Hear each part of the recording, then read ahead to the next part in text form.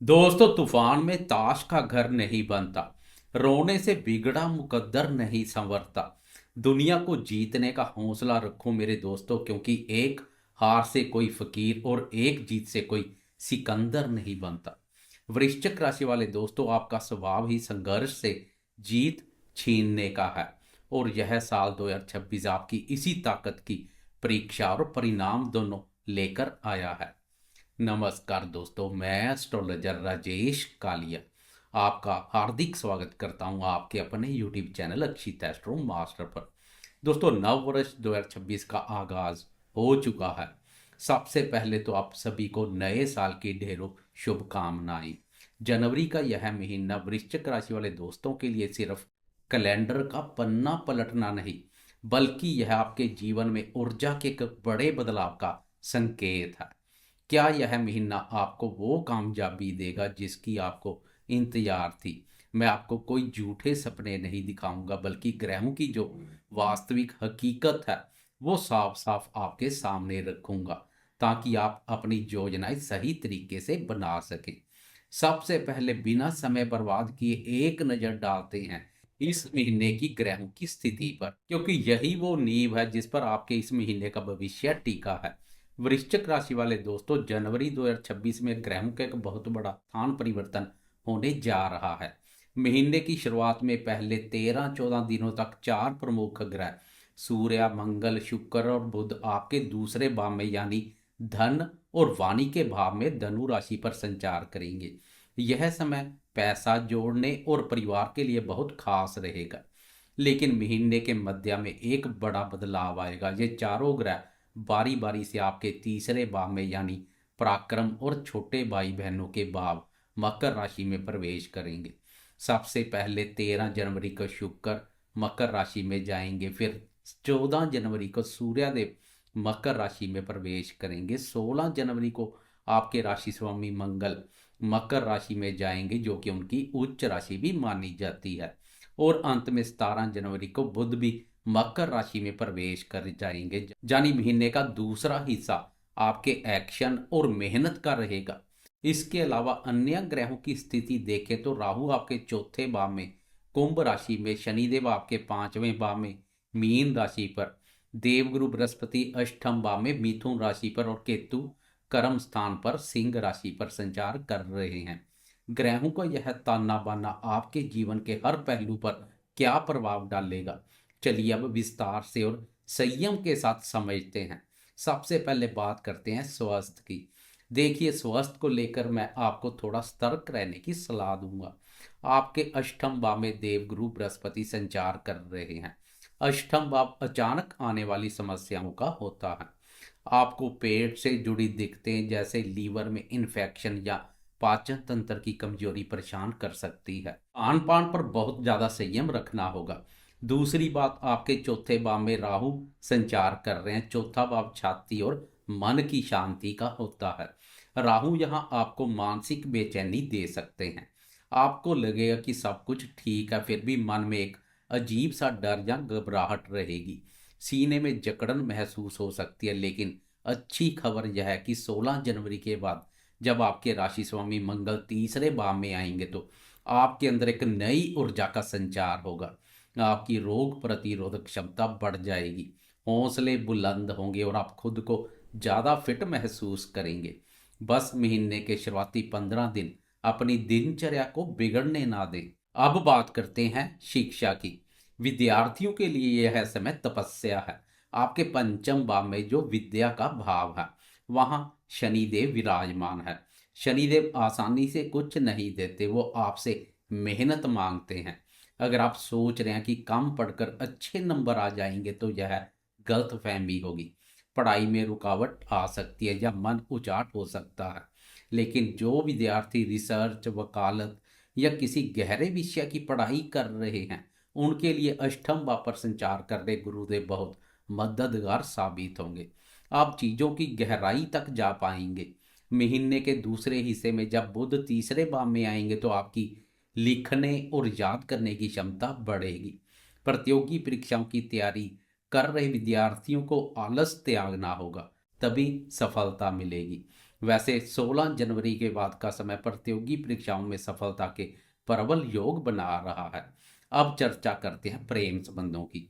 प्रेम संबंधों के मोर्चे में जनवरी का महीना थोड़ा संभल कर चलने वाला रहेगा। पंचम भाव में शनिदेव की उपस्थिति रिश्तों में एक गंभीरता लाती है। यह समय फ्लर्ट करने का नहीं है। अगर आपका प्रेम सच्चा है तो शनिदेव उसे और मजबूत करेंगे, लेकिन अगर रिश्ता कमजोर नींव पर टिका है तो गलतफहमी आ सकती है।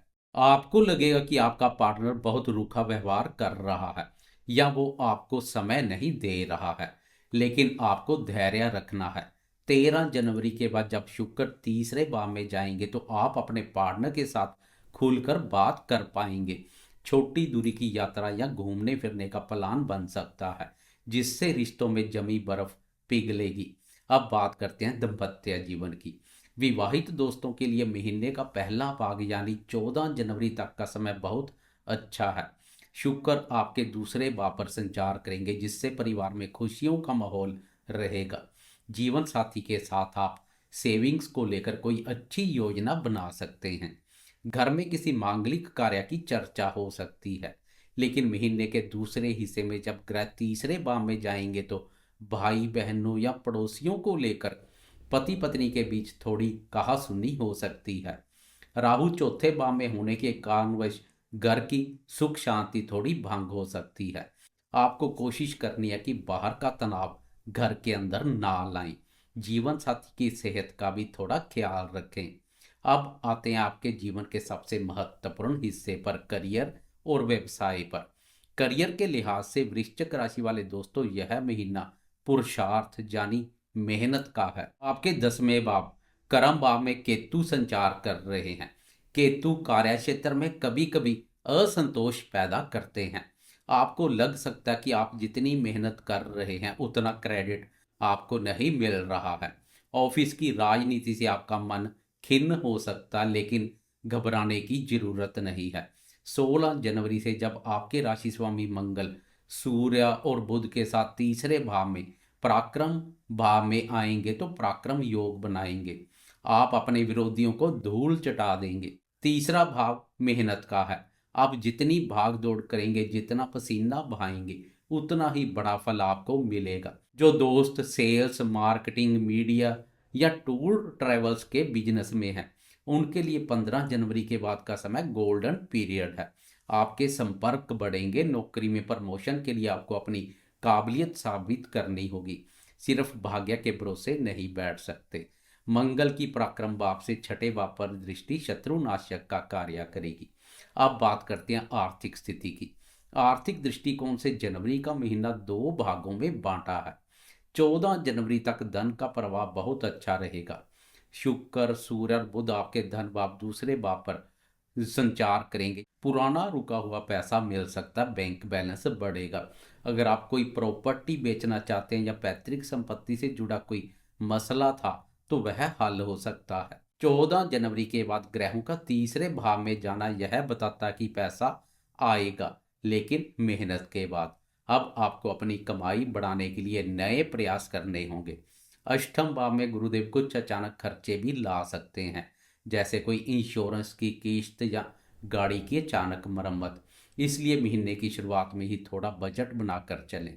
शेयर बाजार में बहुत बड़ा जोखिम लेने से बचें। अब बात करते हैं संतान क्षेत्र की। संतान को लेकर थोड़ी चिंता मन में रह सकती है। पंचम भाव पर संचार कर रहे शनि संतान को थोड़ा जिद्दी बना सकते हैं। अगर आपके बच्चे छोटे हैं तो उनकी सेहत का ध्यान रखें। अगर वो बड़े हैं तो उनके करियर या विवाह को लेकर आप थोड़े चिंतित हो सकते हैं, लेकिन यह चिंता व्यर्थ की नहीं है। आप सही दिशा में प्रयास करेंगे तो समाधान भी मिलेगा। बच्चों पर अपनी राय थोपने की जगह उन्हें दोस्त बनाकर बात करें। तो दोस्तों, अगर मैं जनवरी 2026 का निचोड़ निकालूं तो यह महीना वृश्चिक राशि वाले दोस्तों के लिए एक्शन मोड में आने का महीना है।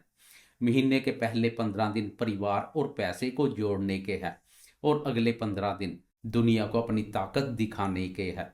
राहु और केतु थोड़ी मानसिक उलझन दे सकते हैं, लेकिन 16 जनवरी के बाद मंगल का पराक्रम आपको हर मुसीबत से लड़ने की ताकत देगा। याद रखिए, वृश्चिक राशि वाले कभी हार नहीं मानते। उम्मीद है कि ग्रहों का यह विश्लेषण आपको आने वाले समय के लिए तैयार करेगा। मैं हमेशा कहता हूँ ग्रह केवल संकेत देते हैं, कर्म आपको करना है। अगर आपको यह वीडियो और मेरा विश्लेषण पसंद आया तो इसे लाइक ज़रूर करें और कमेंट बॉक्स में जय बजरंगबली लिखना ना भूलें। अगर आप चैनल पर नए हैं तो चैनल अक्षित एस्ट्रो मास्टर को सब्सक्राइब जरूर करें। आप सभी का नव वर्ष मंगलमय हो। इसी कामना के साथ मैं एस्ट्रोलॉजर राजेश कालिया आपसे विदा लेता हूँ। नमस्कार।